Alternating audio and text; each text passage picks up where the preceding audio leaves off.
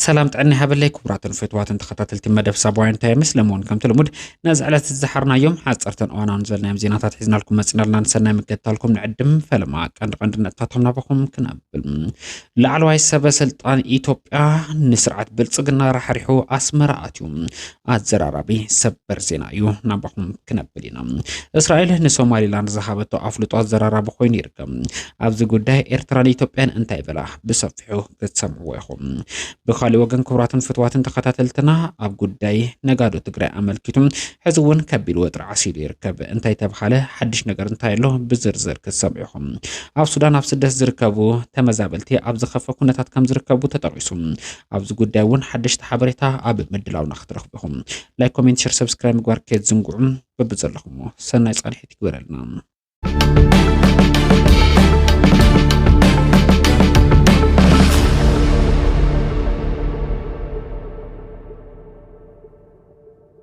ቻይና እስራኤል ንሉዓላዊ ግዝኣት ሶማሌ ጥሕሳን ዝሕለፈቶ ውሳነ ተቐባልነት ከም ዘይብሉ ገሊጻ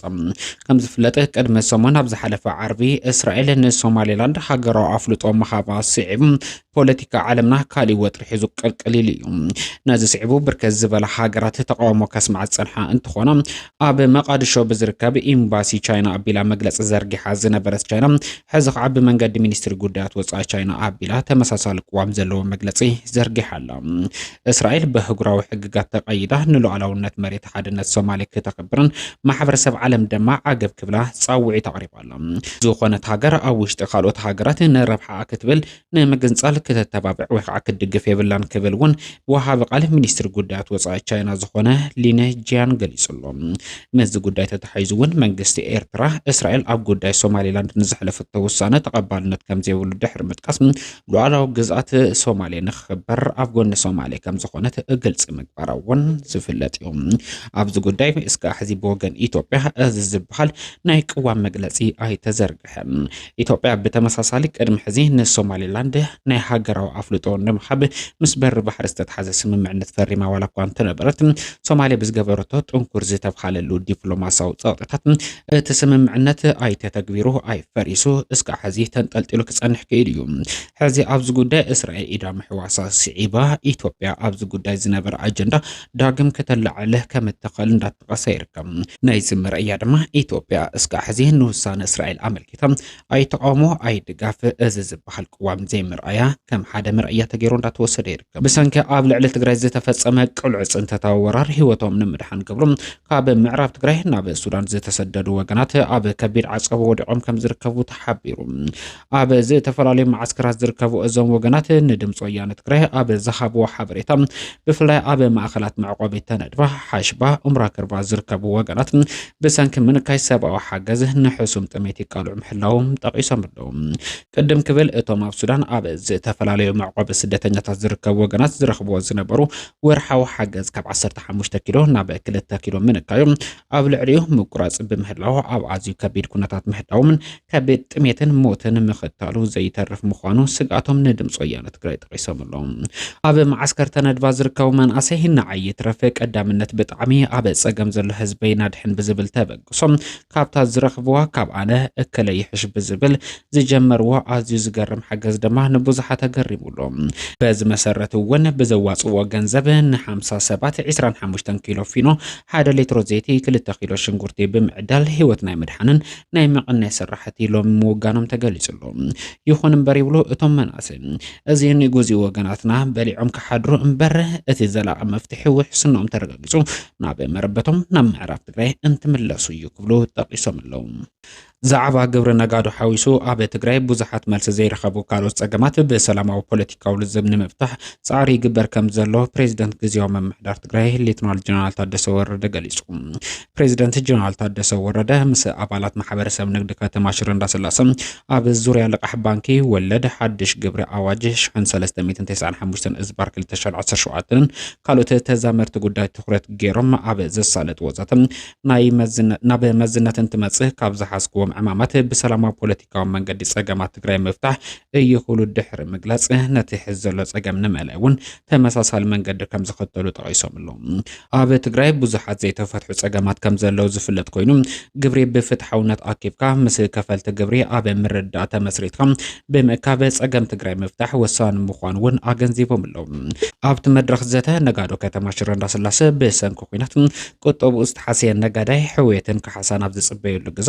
ናይ ዘይሰራሕኩምሉ ክፈሉ እናተባሃለ ኣብ ዝኸፈ ጸገም ወዲቑ ከም ዝርከብ ጠቒሶም ኣለዉ። ብተመሳሳሊ ሓድሽ ኣዋጅ ግብሪ 1395 እዝባር 2017 ፍትሓውነት ዘይብሉን ጸገማትና ኣብ ግምት ዘእተወ እዩ ድሕሪ ምባል ሓይሊ ዕማም ኣጣይሽና ምስ ዝምልከቶም ኣካላት ዋላ እኳ እንተዘተና መፍትሒ ግን የለን እኳ ዳስ ባንክታት ዘለቅሕኩም እንተዘይመሊስኩም ዝተረፈ ሃፍትኩም ክውረሲና ተባሂልና ክብሉ ዘለዎም ጸገም ብምጥቃስ መንግስቲ ፍትሓዊ ሕቶና ሰሚዑ ምስ ዝምልከቶም ኣካላት ዘትዩ መፍትሒ ከቕምጥ ጻውዒት ኣቕሪቦም ኣለዉ። ፕሬዚደንት ግዚያዊ ምምሕዳር ትግራይ ሌተናል ጀነራል ታደሰ ወረደ ብወገኖም ማሕበረሰብ ንግዲ ትግራይ ኣብ ከቢድ ጸገም ከም ዘሎ ዝፍለጥ እንትኸውን ግና ኣብ ምርዳእ ተመስሪትካ ዓቕሚ ምኽፋል ኣብ ግምት እቲኻ ግብሪ ምእካብ ወሳኒ ምዃኑ ብምሕባር ዕዳ ባንኪ ብዝምልከት ምስ ብሄራዊ ባንኪ ባንኪ ንግዲ ኢትዮጵያን ካልኦት ዝምልከቶም ኣካላት ብተደጋጋሚ ዝርብ እናተገበረ ጸኒሑ እዩ። እዚ መዕለቢ ክሳዕ ዝረክብ ድማ ዝግበር ጻዕሪ ቀጻሊ ምዃኑ ጠቒሶም ኣለዉ። ዛዕባ ግብሪ ነጋዶ ሓዊሱ ኣብ ትግራይ ብዙሓት መልሲ ዘይረኸቡ ጸገማት ከም ዘለዉ ብምዝኽኻር ብሰላማዊ ፖለቲካዊ ልዝብህ ነቶም ጸገማት ንምፍታሕ ጻዕሪ ክግበር ከም ዝኾነ እውን ቤት ጽሕፈት ፕሬዚደንት ጠቒሱ ኣሎ። ኣብ ብሄራዊ ጉዳያት ትግራይ ዝጠመተ ሓቋፋይን ኣሳተፋይን ሓቀኛን ብሄራዊ ዘተ ልዝብ ምክያድ ቁልፊ መዋጽኦ ትግራይ ክብል ውድብ ወለዶ ትግራይ ገሊጹ። ውድብ ወለዶ ትግራይ ኣብ ወድዓዊ ፖለቲካዊ ኩነታት ትግራይ ኣድሂቡ ጋዜጣዊ መግለጺ ሂቡ ኣሎ። ዕላማ መሰረታዊ ውድብ ወለዶ ትግራይ ህልው ኩነታት ትግራይ መረጻ ቅዋም ብሄራዊ ዘተ ትግራይን መረጻን መዋጽኦ ብሄራዊ ሓደጋን ህልውና ትግራይ ኣመልኪቱ ፕሬዚዳንት ውድብ ወለዶ ትግራይ ኣይተ ጉዕሽ ግደይ ሎሚ ንጋዜጠኛታት መብርህ ይብሉ። ውድብ ወለዶ ትግራይ ፓርቲ ዝመርሖ መንግስቲ ባህሊ ፖለቲካ ትግራይ ንምቕያር ስርዓታውን መዋቕራውን ጸገማት ንምፍታሕ ኣፈላላያት ሓሳብ ከም ሃፍቲ ንምውሳድ ዓሊሙ ከም ዝተመስረተ ገሊጹ ኣሎ። ትግራይ ኣብ ዝኸፈ ፖለቲካዊ ቅልውላዋላ ዝበለ ኣይተ ጉዕሽ ግደይ ብሄራዊ ክብርና እናተሸርሸረ ብሄራዊ ሓድነትና እናሕለሓልሐ መሬትና ተቆሪሱ ንገዳማዊ ውሽጣውያን ተቐላዓይነት ዛይዱ ይርከብ ክብል ገሊጹ ኣሎ። ሰላማዊ ፖለቲካዊ ቃርሲ ምክያድ ኣብ ዘይከለሉ ኩነታት ንርከብ ዝበለ ፕሬዚደንት እቲ ውድብ ብሄራዊ ሰረተ ትግራይ ላሕሊሑ ብጭቡጥ ናይ መንግስቲ ሓጓፍ ኣጋጢሙሎ ክብል ጠቒሱ ኣሎ። ቁጠባዊ ኩነታት ትግራይ ዓንዩ ሕውየትን ዳግመ ህንጸትን ትግራይ ኣብ ዘይተጀመረሉ ኩነታት ንርከብ ብምባል ስርዓታውን ትካላውን ሒዙ ዝብልዎ ምዝመዛን ስርቅን መዓድንን ሕዝቡን ቀጺሉሎ ክብሉ ወቒሶም ኣለዉ። ብዘይ ምትግባር 3 ዓመት ዘቑፀረ ውዕሊ ፕሪቶርያ ንፈረምቲ እቲ ውዕሊ መንግስቲ ፌደራልን ሕወሓትን ዓንቀፍትን ተሓተትን እዮም ክብል እውን ብትርክ ክኸስስ ተራእዩሎም። ኣብ ትግራይ ተፈጢሩ ዘሎ ሓጓፍ መንግስቲ ንምምላእ ምክያድ መረጻ ኣድላይ ዋላ እኳ እንተኾነ መጀመርያ ከማሉ ዘለዎም ረቑሓታት ዘርዚርዎም ኣለዉ። ነጻ ፍትሓውን ሕጋውን ሰላማውን መረጻ ንምክያድ ብሄራዊ ዘተ ብምስላጥ መጀመርያ ኣብ ብሄራዊ ስምምዕ ምብጻሕ ቀጻሊ ግዚያዊ ምምሕዳር ትግራይ ከም ብሓድሽ ምጥያሽ ፖለቲካ ትግራይ ካብ ዕጡቕ ነጻ ክኸውን ምግባር ኣድላይ ክብል ጠቒሱ ኣሎ። ካብዚ ብተወሳኺ ግዛኣታዊ ሓድነት ትግራይ ክረጋገጽ ተመዛበልትን ዝተሰደዱ ተጋሩ ውሕስኖም ተማሊኡ ናብ መረበቶም ምምላእ ምውጻእ ወረርቲ ሓይልታት ንመረጻ ኣድላይ ዝኾነ መሰረተ ልምዓት ምምላእ ግድን እዩ ክብል እውን ጠቒሱ ኣሎ። ኣብ ብሄራዊ ጉዳያት ትግራይ ዝጠመተ ሓቋፋይ ኣሳታፋይ ብሄራዊ ዘተ ልዝብ ምክያድ ቁልፊ መዋጽኦ ትግራይ ምዃኑ መርገጺ ውድብ ምዃኑ ዘፍለጠ ኣይተ ጉዕሽ ግደይ ተሳትፎ ኩሎም ፖለቲካውን ውድባት ዘረጋግጽ ሓቋፋይ ኣሳታፋይ ግዚያዊ ምምሕዳር ትግራይ እውን ከም ብሓድሽ ክጣየሽ ከም ዝግባእ ጠቒሱ ኣሎ። እናተላዘብናን እናተዘተናን እምበር እናተደፋፋናን እናተረሓቕናን እንፈትሖ ጸገም ኮኖም እነድሕኖ ብሄር ትግራይ የለን ብምባል ድሕንነት ትግራይ ኣብ ምስፋሕ ዲሞክራሲ ምዃኑ ኣገንዚቡ ኣሎ። ንትግራይ ዘሰጋግር ኣብ መሰረታዊ ጉዳይ ጠሚቱ ኩሎም ብሄራዊ ሓይልታት ዘሳተፈ ካብ ቂም ጽልእን ፖለቲካ ሸፈጥ ነጻ ዝኾነ ሓቀኛ ብሄራዊ ዘተ ምክያድ ከም ዘድሊ ውድብ ወለዶ ኣፍሊጡ ኣሎ። ኣፈላላይ ሓሳብ መማረፂ ሃፍቲ ብምዃኑ ፖለቲካዊ ውድባት ትግራይ ኣብ ብሄራዊ ጉዳያት ሓቢሮም ክሰርሑ ተላቢሎም ረብሓታት ትግራይ ንምርጋጽ ትሕቲ ኩናት ብመሰረት ሕገ መንግስትን ውዕሊ ፕሪቶርያን ምስ መንግስቲ ፌደራል ሓቢርና ምስራሕ ከም ዘድሊ ድማ ኣብ መወዳእታ ጠቒሱ ኣሎ። ላዕለዋይ ሰበ ስልጣን ክልል ዓፋር ንስርዓት ብልጽግና ረሓሪሑ ኤርትራ ምእታው ተገሊጹ።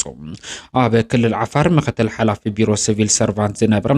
ኣብ ዩኒቨርሲቲ ዓፋር ድማ ዳይሬክተር ዓቕሚ ሰብ ኮይኑ ከገልግል ዝጸንሐ ራሺድ ሓሰን ናብ ኤርትራ ብሰላም ከም ዝኣተወ ተገሊጹሎ።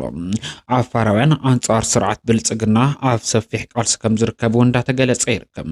ካብ ቀረባ እዋን ጀሚሩ ብርከት ዝበሉ ዓፋራውያን ናብ ኤርትራ ብምስካር ኣንጻር ስርዓት ብልጽግና ንምቅላስ ኣብ ሰፊሕ ምንቅስቃስ ከም ዝርከቡ እንዳተገለጸ ይርከብ።